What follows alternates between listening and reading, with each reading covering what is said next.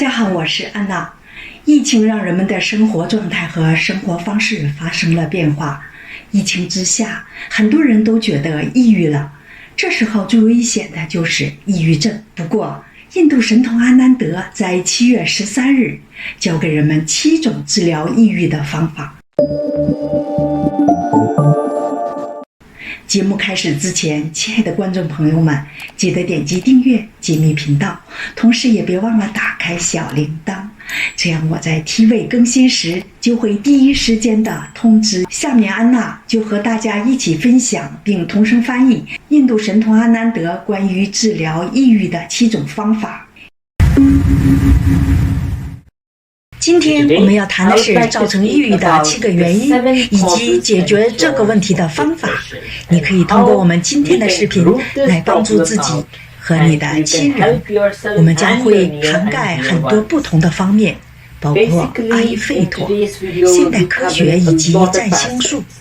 我曾经看到过很多的抑郁症案例，并且与许多得过抑郁症的人都交谈过。所以呢，我想在你们面前展示我在这个话题上不起眼的发现。这是一个令人非常担忧的话题。目前全球总共有2.64亿人都患有抑郁症，还有超过7亿人患有其他精神类疾病。他们中的大多数人在得知自己生病时，最先想到的就是要借助药物来缓解症状。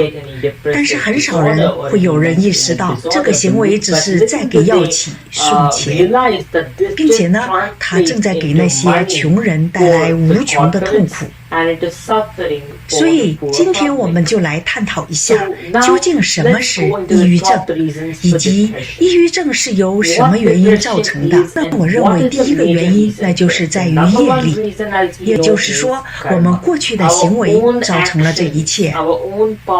如果我们对他人做了一些消极的事情，那么这种消极就会反弹到我们身上。而同样的道理，如果说我们做了一些积极的事情，那么总有一天我们也会受到相应的好的影响，这是必然的。我们是无法逃离这一切的，因为这是宇宙的规律。那第二个造成抑郁的原因是，抑郁症现在已经成为了一个非常常见的事情。许多人在生活当中经历过抑郁，我们每个人也都有可能会陷入抑郁之中，但唯一的问题是，这是我们对待它的反应方式，它会对我们造成非常重大的影响。同时呢，这也是一个很复杂的话题，不过我们还是有办法来解决它的。那第3个也是最为重要的一个原因是，现在全球有2/3的人口都居住在城市地区，这是非常令人担忧的，因为生活在幽闭的城市将会导致抑郁和焦虑，甚至是其他的心理健康问题。现在科学已经证明了这一点。让我们继续来探讨下一个原因，也就是神经系统方面的问题。现在呢，有许多的人都面临着神经系统疾病，当然这有可能是由于业力而造成的，你有可能是因为遗传先天性影响，或者是其他意外造成的。我们可以通过星座来判断造成这些问题的原因，但是今天我们只谈论科学的解释。神经系统疾病将会影响到你的心理健康，不过好在我们也有对应它的方法。在接下来的影片当中，我们也会提到摆脱它的方法。现在让我们回到第4个原因，这个原因也非常的重要，那就是不良的饮食习惯。如果说我们的饮食非常的糟糕，并且我们每天都摄入大量有毒的食品和垃圾食品，那么毫无疑问，我们的精神方面一定会出现问题，因为我们的心理健康就是取决于我们所吃的食物。这是一件非常重要的事情。我亲爱的朋友们，接下来我们来看第5个原因，那就是我们所拥有的心态。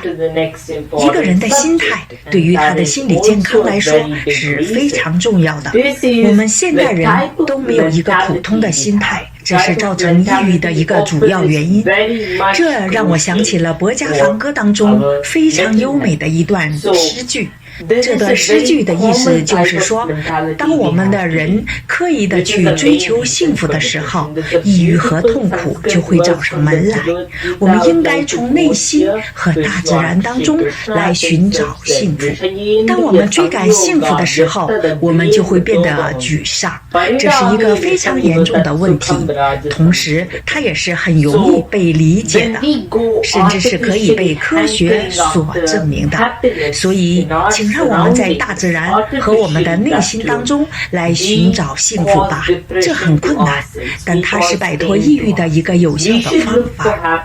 那下一个造成抑郁的重要原因就是宿命论和悲观主义。悲观主义是可以纠正的，在后面的视频当中我也会提供一些相应的方法。那么无神论为什么会导致抑郁呢？那最主要的原因就是无神论者他的内心是没有依靠的。当依靠上帝的时候，你依靠上帝就好了，你不需要再依赖其他的任何人。周围的环境也相当的重要，尤其是当你生活在一个不人道的环境当中，你更有可能会患上心理疾病。第6个导致抑郁的原因也是和不人道的环境有关。我们都知道，全世界有数百万的人都居住在非常拥挤的城市当中，这样的环境很容易让人们产生抑郁、焦虑，甚至自杀的念头。你可能听说过，我们中有许多人都遭遇过这样的痛苦，因为不是每一个人都能轻易地接触到阳光和新鲜的空气。这种拥挤的生活环境是现在的体系特意制造的，所以说我们必须摆脱这种困境。现在我们每个人的周围都有很多不同的人，他们时时刻刻都在影响着我们。如果说你的思想是很脆弱的，那么你就很容易会受到他们的影响，所以我们必须让自己的内心坚强起来。第7个造成抑郁的原因就是孤独。让我们一起来看看究竟发生了什么，以及我们应该如何来摆脱孤独。现在有很多的孤独都是由于独生子女所导致的，同时呢，科学也会让我们变得比以往更加孤独。现在技术造成了很多的问题，我将在接下来的几分钟内讨论这个话题。我们现在几乎已经是断开了物理上的连接，同时我们试图建立虚拟连接。现在还有一些国家在实施独生子女的政策，我相信对于那些独生子女，尤其是儿童来说，是一个非常严重的问题。当然，这个问题有对应的解决方案，所以现在让我们来看看解决以上所有问题的方案。接下来我提到的这些方案将会组成一个完整的生活方式，它们不是互相独立的。这些方案将会给我们带来很大的改变。我们必须要遵循整个生活方式，而不是其中的某一个部分。那么在这解决方案当中，最为重要的一点，那就是信仰上帝。你要通过周围的环境来感受上帝的存在。这听起来可能很困难，但是实际上它非常的容易，因为我们都与精神意识自然相连。如果说我们沉下心来，我们就会发现，其实上帝无处不在的，所以我们不需要害怕任何事情，我们也不需要沮丧。这就是走出抑郁和沮丧的第1步。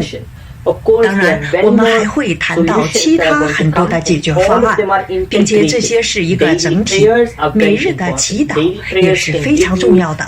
每日祈祷可以帮助你强化你的内心，而科学研究也证实了这一点。你可以在这个过程当中获得非常强大的精神力量，并且这种感觉将会显著改善你的心理健康。众所周知，瑜伽也是消除负面业力的一种极好的方法，所以这是我们谈到的第3种走出抑郁的方法。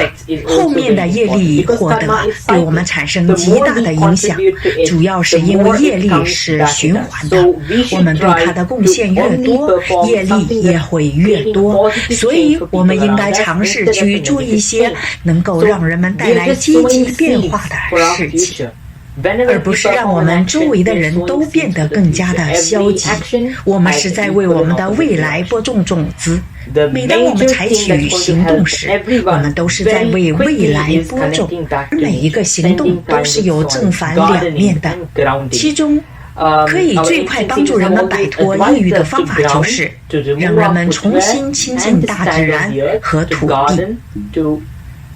在过去古老的时代，我们总是被建议要脚踏实地，脱掉鞋子和大地接触，花时间在土地和园艺上面。但是现在这一切都遭到了阻碍。我们很少有人会花时间在花园里，但这其实是最为重要的事情。相反，我们花费了太多的时间在研究机器设备上，而正是这些现代的技术造成了抑郁。所以说，我们必须要戒掉科技的瘾。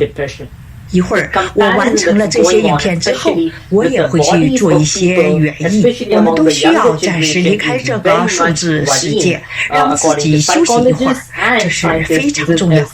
同时，社交媒体中潜在的一些威胁也是造成抑郁的一个重要的方面，也是造成抑郁的一个重要的原因。比如说，社交媒体让我们更容易互相比较，而且这一点在年轻一代中表现得更为明显，这是非常令人担忧的。心理学家和科学家也认为这是一个严重的问题，而现代科学也证明了这一点。我们越是和他人比较，我们的心理健康就越容易出现问题，这就是当今世界所发生的事情。当然了，科技的发展带来了很多积极的影响，但是同时它也带来了很多负面的效应。所以对于那些不能正确处理负面影响的人来说，我强烈的建议他们数字排毒一段时间，让自己暂时的离开社交媒体，回到大自然当中去，远离手机、笔记本电脑和智能设备。同样，这个方法呢也适用于那些抑郁的人。同时，你可以借助这个机会去做一些志愿服务，让大自然变得更加的清洁。在这个过程当中，你会从一个毫无价值的人变成这个地球上最有价值的人。其实，在很多时候，人们感到抑郁是因为觉得自己没有存在的价值。但是如果说通过一些志愿服务就改善人类的生存环境，那么你就可以很快地摆脱这种情绪，同时你还会对周围的人产生非常积极的影响。所以请将这些知识分享给你周围的人以及你的孩子，所有的这一切都会产生很多积极的影响。它可能一开始是简单而微小的，但是它就会贯穿一个人的一生。我们要谈到的下一点是大家都比较熟悉的，尤其是对于西方人来说，现在有许多人都在消费母牛，他们通过抚摸和拥抱母牛来获得一些慰藉，这在西方世界已经是成为了一种潮流。我觉得这是一个非常有用的疗法。喂养奶牛其实和养猫养狗这些动物其实是一样的，这已经被证明是可以有效减轻抑郁、焦虑和沮丧的。那下一个方法呢，就是号码。这是非常重要的，同时也是非常强大的一个方法。这个方法就是在火中燃烧一些有益的草药，同时吟唱一些美妙的经文。这个方法可以有效地改善你的心理健康问题。现在让我们来看一些可以抵御抑郁症的草药。那我推荐的一种草药呢，就是甘草根。它是一个非常美妙的草药，它已经被证明可以用来治愈抑郁症和焦虑症。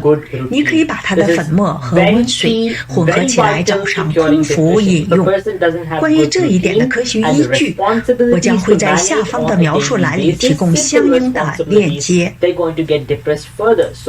事实上，甘草根在抗抑郁方面和市面上大多数药物都更有效，而且除此之外，茉莉花和印度的藏红花也是很不错的选择。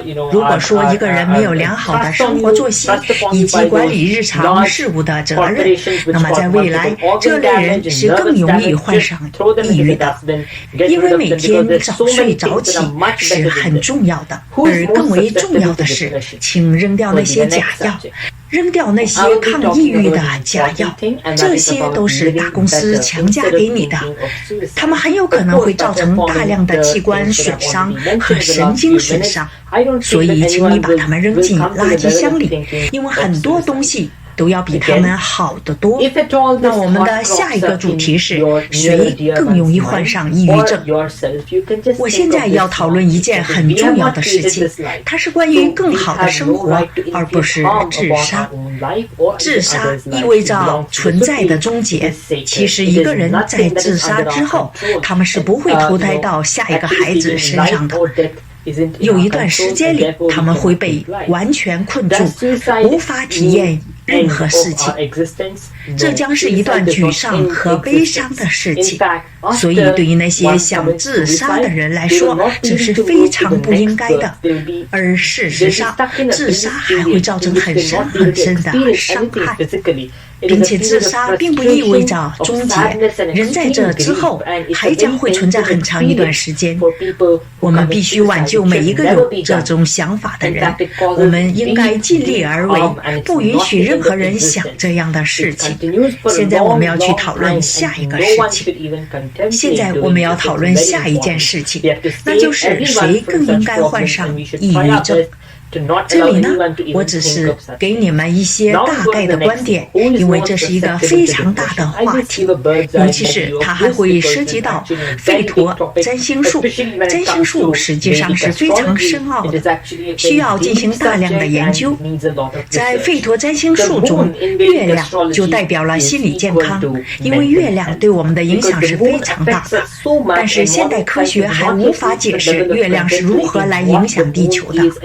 除此之外，罗喉和季都，也就是地球的北焦点和南焦点，它们都会影响我们的心理健康。它们是非常非常特别的。在我的占星学研究当中，我已经很清楚地看到了月亮对于心理健康有明显的影响，尤其是再加上对其他行星的影响，比如说火星和土星。你知道，当月亮离太阳很近的时候，或者说当它非常接近它的北焦点或者是南焦点的时候，人们就会产生一些特殊的心理状况。有些时候这些状况是积极的，而有些时候是消极的。但我认为这是一个非常广阔的研究领域，我可以做一期不同的视频，更加清楚地涵盖这个话题。但简单来说就是满月和新月对抑郁有很大的帮助。在这2天里，如果说我们只吃水果和牛奶，那我认为将会对我们的情绪有很大的改善。希望这些视频对你们有很大的帮助，请实施我对这些视频当中提到的所有解决方案。